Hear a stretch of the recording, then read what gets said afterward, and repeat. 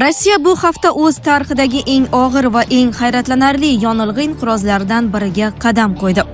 Ukrainaning uzoq masofali harbiy dronlari tomonidan Rossiya neft infratuzilmasiga ayniqsa iyun va iyul oylari davomida muntazam zarbalar berilishi mamlakatning energetika tarmoqlarini deyarli falaj holga keltirdi.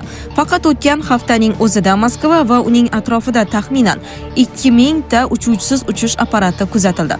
Bu front chizig'idan minglab kilometr uzoqda joylashgan ta'minot zanjirlaridan to'liq uzilishiga olib keldi. 11 ta vaqt mintaqasini qamrab olgan Rossiyaning ulkan hududi bo'ylab strategik energetika tarmoqlariga ketma-ket berilgan zarbalar logistika xarajatlarini bir zumda keskin oshirdi. Bu Moskvadan Sankt-Peterburggacha, Boshqirdistongacha hamda Sibir va uzoq sharq yo'nalishlarigacha misli ko'rilmagan ta'minot inqirozini yuzaga keltirdi. Hamma joyda bir xil manzara kuzatildi. Ulkan energetika inqirozi. Bu vaziyat millionlab Rossiya fuqarolarini o'z avtomobillari ichida chorasiz qolishga majbur qildi. Strategik avtomobil yo'llari va shahar ichidagi ko'priklarda soatlab qolib ketgan haydovchilar ijtimoiy tarmoqlardagi jonli efirlar orqali davlatning inqirozini boshqarish usuliga qarshi misli ko'rilmagan ohangda norozilik bildirishni boshladi. Dizel 100 rubl. Voydod, bu yerda nima bo'lyapti? Bu biz bilan qayerda sodir bo'lyapti? Yoqilg'i quyish shoxobchalarida yonilg'i tugab qolgan. Bu og'ir davrda Rossiya aholisi hatto bir tomchi yonilg'i topish uchun bir-biri bilan mushtlashgacha bordi. Ko'chalardagi keskinlik nazoratdan chiqib ketar ekan. Odamlar yoqilg'i navbatlarida o'zaro qattiq janjallashgani kuzatildi. Hatto ayrim holatlarda o'qotar qurollar ham ishlatilgan misli ko'rilmagan tartibsizliklar yuzaga keldi. Yonilg'i quyish shoxobchalari xodimlari yonilg'ini yashirib qo'yayotganlikda aybladi. Erkaklar, sog'lig'ingizni kechiktirmang. Tez-tez hojatga chiqasizmi? Bel yoki pastki qorin og'riydimi? Bu prostata muammosining belgisi bo'lishi mumkin. Prostamix 18 xil tabiiy giyohli Turkiya texnologiyasi asosida ishlab chiqarilgan mahsulot. Prostata faoliyatini qo'llab-quvvatlaydi, erkaklar quvvatini mustahkamlashga ko'maklashadi. Ma'lumot uchun 55 kodi bilan 503 22 00. Fuqarolar esa smartfonlaridagi real vaqtda kuzatuvchi dasturlar orqali yonilg'i bor shoxobchalarini xuddi o'lja qidirgandek izlay boshladi. Bularning barchasi jamiyatdagi axborot bo'linishi va o'zaro ishonchsizlikni eng yuqori darajaga chiqardi.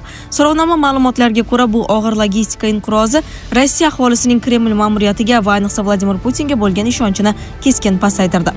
Jamoatchilikdagi g'azab shunchalik kuchaydiki, ayrim Rossiya fuqarolari amaldagi rahbariyat tarix sahnasida butunlay yo'qolishini ochiqchasiga talab qila boshladi.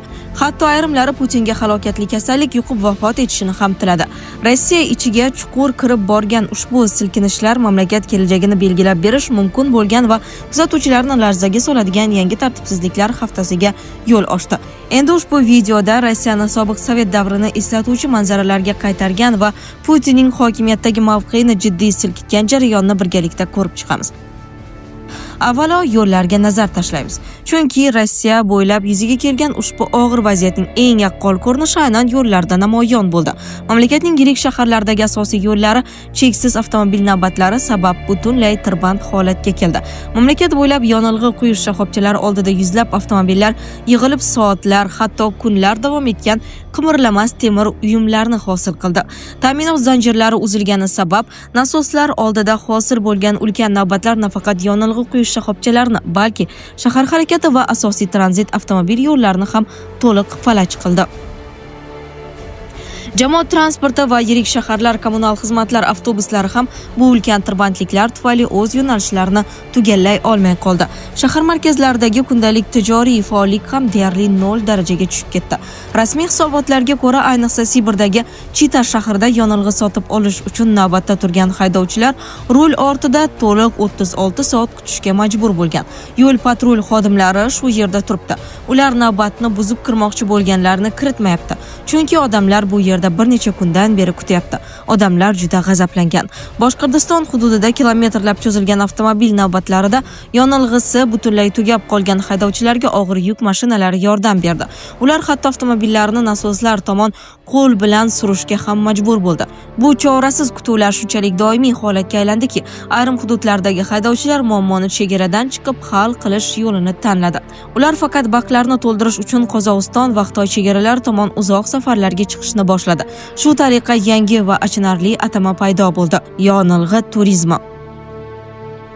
DVL va RFL ma'lumotlariga ko'ra, bu cheksiz kutuvlar endi odatiy holatga aylangan. Odamlar benzin topish uchun avtomobillari ichida tunab qolmoqda. Inqiroz nazoratdan chiqqan ko'plab hududlarda mahalliy hokimiyatlar tez yordam mashinalari va yong'in o'chirish texnikalari ishlashi uchun shoxobchalarda qolgan so'nggi yonilg'i zaxiralarini majburiy daxlsiz zaxira deb e'lon qildi. CNN International tahlillariga ko'ra, shunga o'xshash avtomobil navbatlari va jiddiy ta'minot uzilishlari Rossiyaning xalqaro miqyosda tan olingan deyarli barcha 83 hududida qayd etilgan. The Guardian nashrining joylardagi muxbirlari ma'lumotlariga ko'ra, yonilg'i quyish shoxobchalarida soatlab navbat kutgan haydovchilar bilan navbatni buzib o'tmoqchi bo'lganlar o'rtasida qattiq mushtlashuvlar kelib chiqqan. Sibirdagi Ustinsk shahrida mahalliy politsiya xodimlari olomonni to'xtatish va tartibsizliklarni bostirish uchun xizmat qurollarini chiqarishga majbur bo'lgani xabar qilindi. Ayrimlar o'nlab avtomobillarni aylanib o'tib, qimmatbaho avtomashinada to'g'ridan-to'g'ri nasos oldiga kelib to'xtaganidan keyin ommaviy tartibsizliklar boshlandi.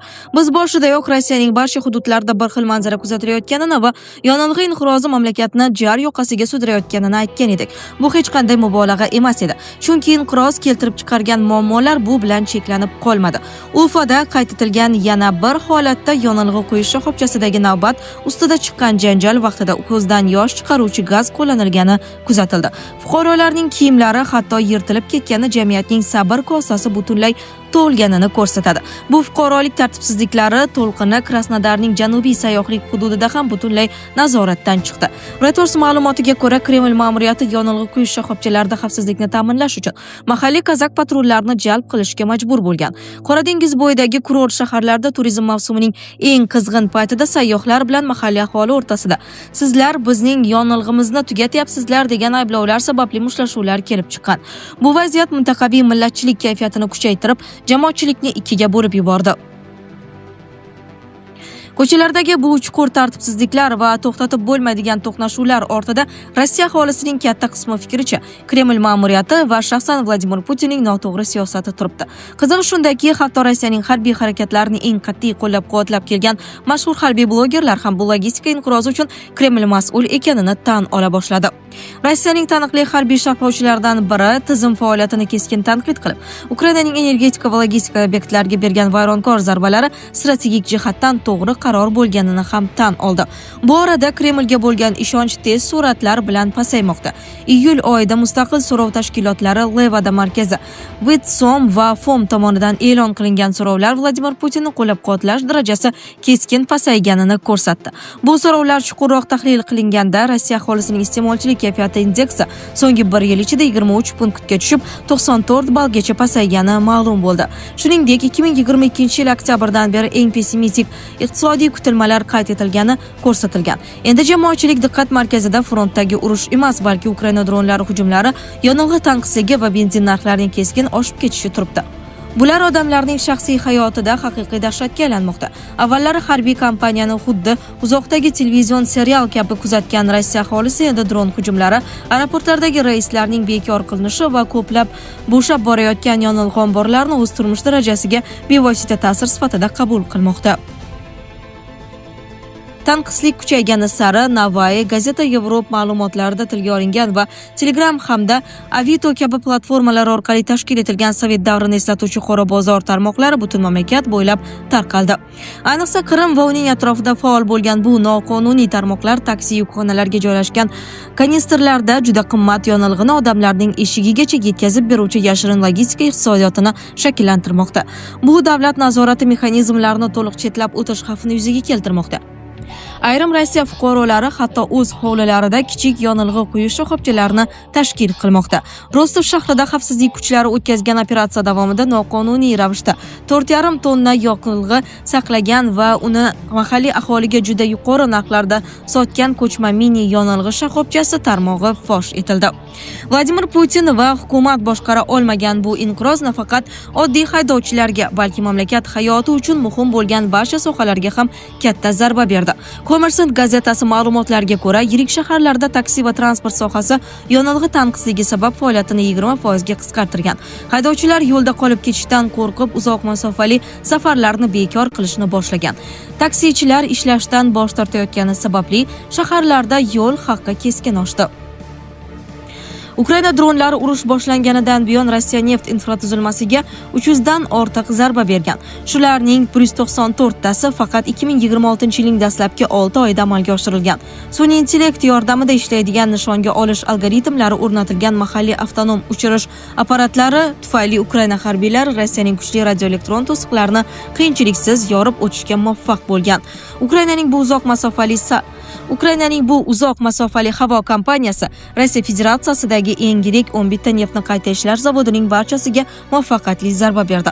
Bu sanoat ishlab chiqarishiga juda katta zarar yetkazdi. Sibirning ichkarisida joylashgan mamlakatdagi eng yirik neftni qayta ishlash zavodidan tortib, Moskva yaqinidagi korxonalargacha, shuningdek, Ryazan va Nijniy Novgoroddagi zavodlargacha katta zarar yetkazildi. Bu ulkan sanoat obyektlarining barchasi jiddiy shikastlangan. Nafaqat markaziy hududlar, balki Qora dengiz sohilidagi Ilskiy, Afipskiy va Tuapse neftni qayta ishlash zavodlari ham muvofiqlashtirilgan zarbalardan katta talafot ko'rdi. Bu ularni bir nechta haftaga ishlab chiqarishni to'xtatishga majbur qildi.